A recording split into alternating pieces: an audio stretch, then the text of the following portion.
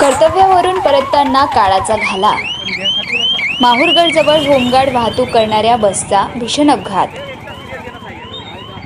पुणे पिंपरी चिंचवड येथे पार पडलेल्या निवडणूक कर्तव्यानंतर परतीच्या प्रवासात असलेल्या चंद्रपूर जिल्ह्यातील सुमारे 300 होमगार्ड जवानांच्या ताफ्यातील एका बसचा माहूरगडजवळ भीषण अपघात झाल्याची घटना घडली आहे. मांडवी पोलीस स्टेशनच्या हद्दीतील उणकेश्वर बोध फाट्याजवळ दिनांक 18 जानेवारी रोजी दुपारी सुमारे 2 वाजताच्या सुमारास हा अपघात झाला. अपघाताची तीव्रता मोठी असून या दुर्घटनेत बसचे मोठ्या प्रमाणात नुकसान झाले आहे.